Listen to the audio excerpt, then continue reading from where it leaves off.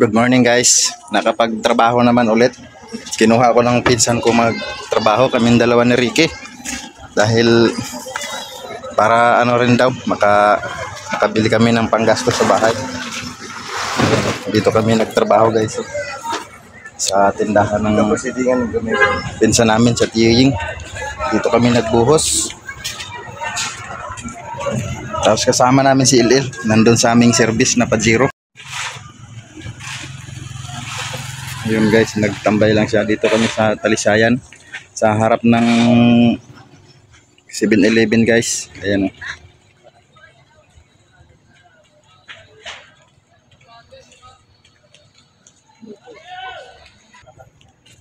Ayan yung ginawa namin o.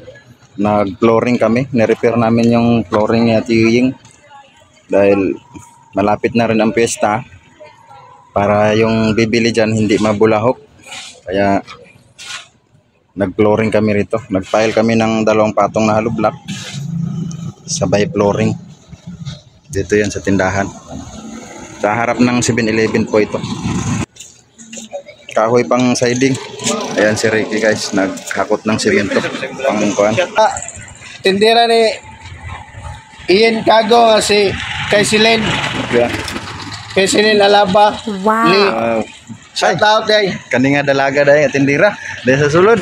Muna siya. Wow. Muna siya pinakagwapa nga tindira. DC man. Tanaw siguro ni kuhan. Ni Ian. Lato-lato. Ian. Ayan guys, si Ulrich guys. Ayan. Shout out Ulrich. Wala yung gwapo dito sa Talisayan. Oh, walang driver. Driver Wala. kay cab. Sakay lang mo ani kung makita ninyo ni makahanyo jud mo. Oh. Labaw na Ang siguro. tag 30, tag 35 na. Oh. Ang dilag. Taas kayong pag-list no.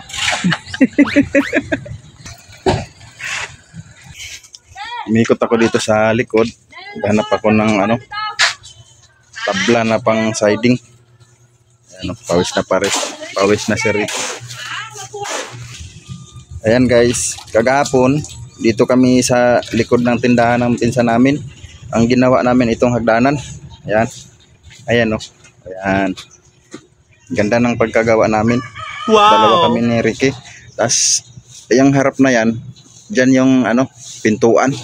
Tinakpan lang yan kasi hindi pa yung nagawa ang itong hagdanan. Tapos ngayon tapos na. Bubuksan na siguro yan bukas. Ayan. Tapos ngayon nahanap akong tabla.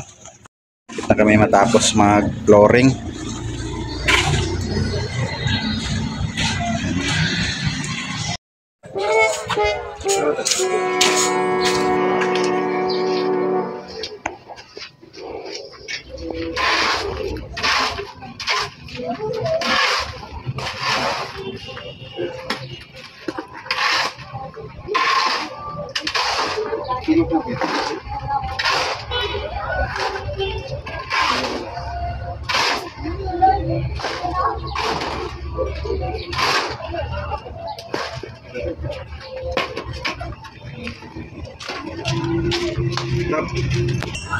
Ayan guys, yung cameraman ko si Ilil.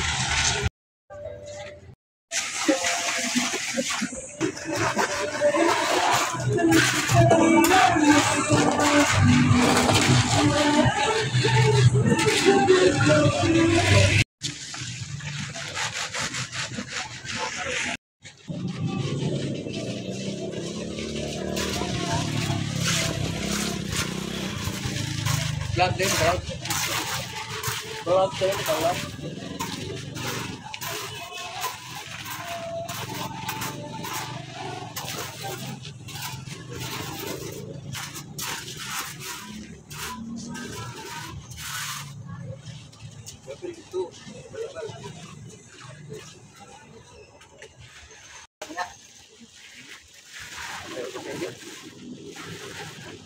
Konti na lang guys, matatapos na ang flooring na trabaho namin.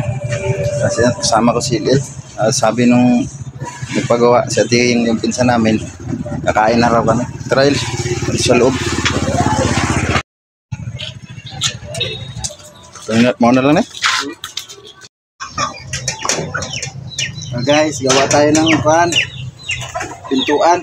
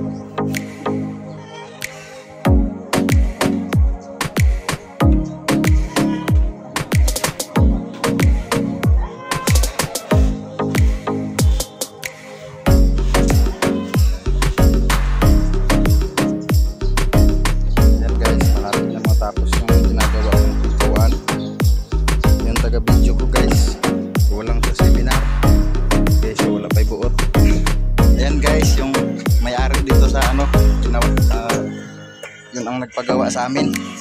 Si Tiying. Dumaan lang. Guys, tapos na gawin yung frame ng pintuan. Di pa nadingdingan. So, ilagay sa pinto ngayon.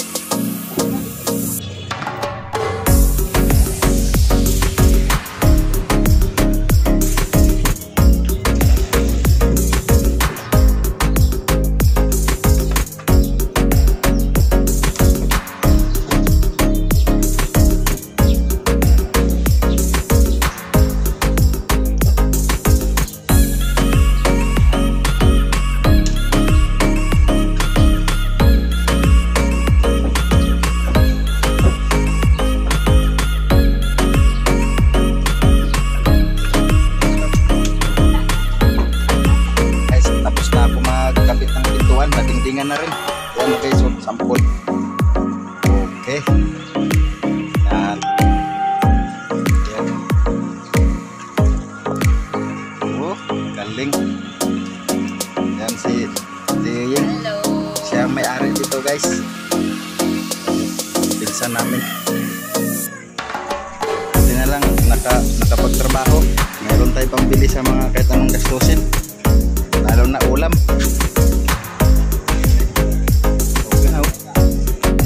Yan si Elmerly, asawa niya Tiying. Oh, yan. Elmerly. Ano lahi nila na mga inchik no? Inchik, pure inchik yung lolo niya. Yan. Mababait yan sila. Dito guys, pero walang problema dahil tapos na kaming mag-flooring, pati yung bintana tapos na. Yan si Ricky guys. Naman day lakda dah. Ha? Naman day lakda. Para dia. We makasulod dia. Ha? We makasulod dia ang gabi. Wa man gid. Kag tingog man na ang pan. Linsin. Linsin na. Kamingong.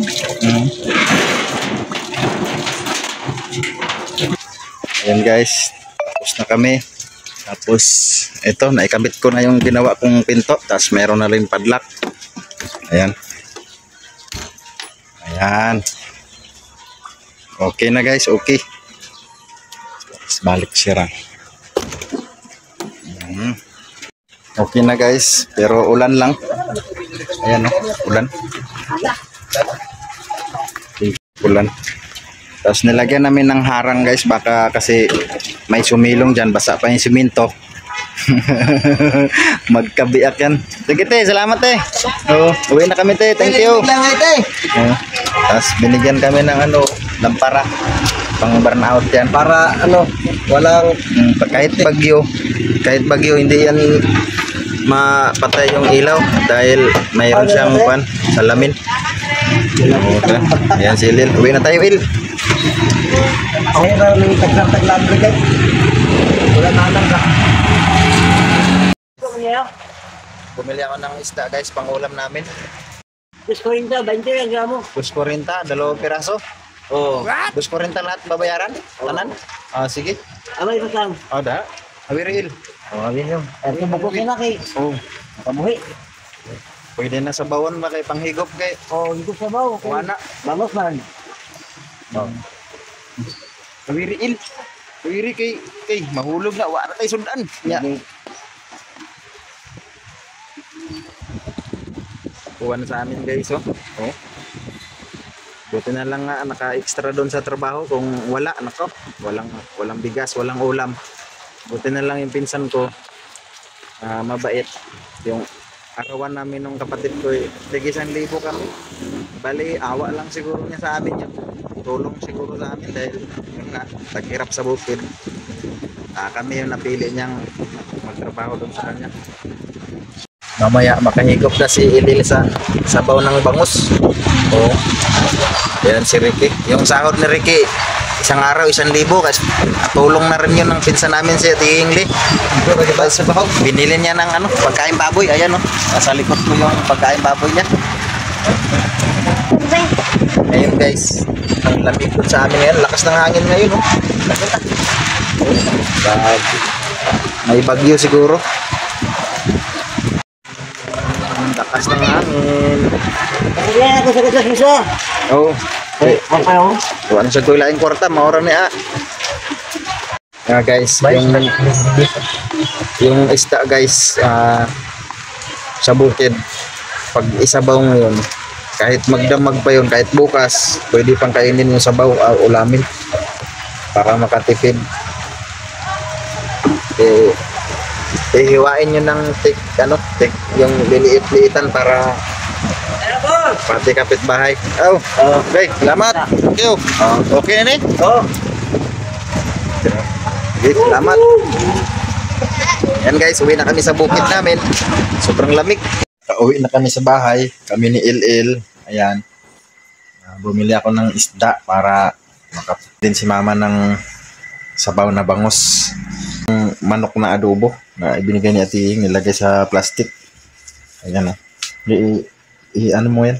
Ito pala yung ibinigay ni Ate Ing na ulam. Maraming salamat Ate Ing sa ibinigay mong ulam na adobong manok.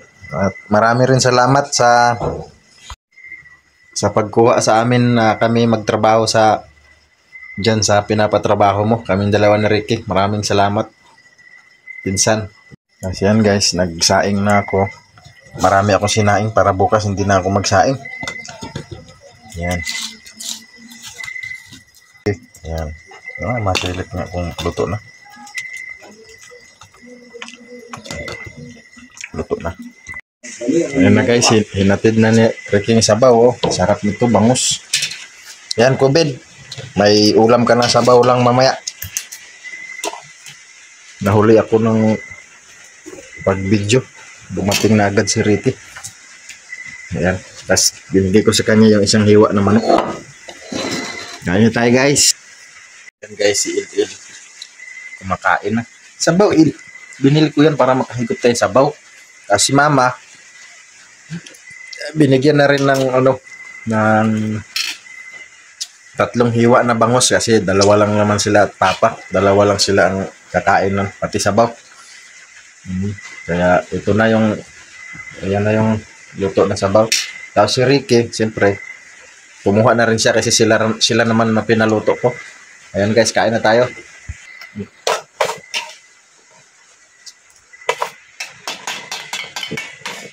Higit ka sabaw. Sarap yung sabaw.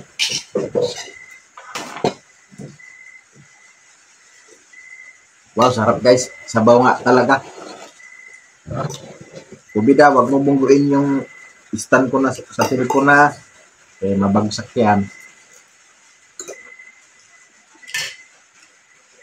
Tapos ka na? Abungan kamo ka. Tapos ka na? Abungan kamo ka. Oh, dagdag ka pa. Kala ko tapos ka na. Kanina ka pa yun.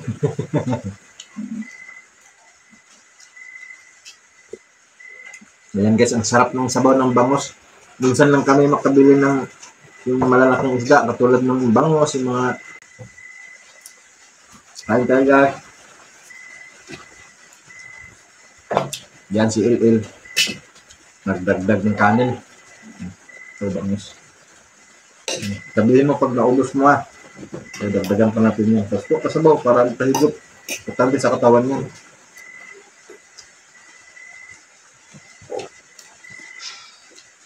Talagang bumili ako ng isda guys kasi para hiwa-hiwain yun. Tapos pati mama ko mabigyan. Tahigop rin ng sabaw. Pati si Ricky, asawa niya at saka mga anak niya, kahigop din ng sabaw. Siyempre, nakasahod tayo. Yung ibang trabaho dun guys na hindi pa nakabili materialis dun sa simbahan at saka dun sa purok namin, yung may utensil na purok. Katiwangwang pa rin dun mga paralins, pati sa simbahan, pati sa purok. Hindi pa magawa dahil hindi pa sila nakabili. Wala pang budget. Kain tayo guys.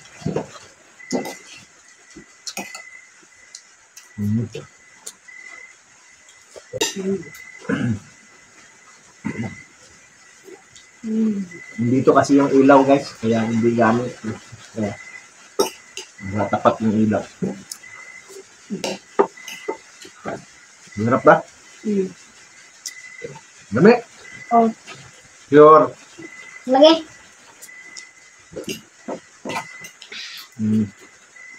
Higit pa dahil pag wala tayong trabaho na, talbos na naman tayo ng kamuti nito.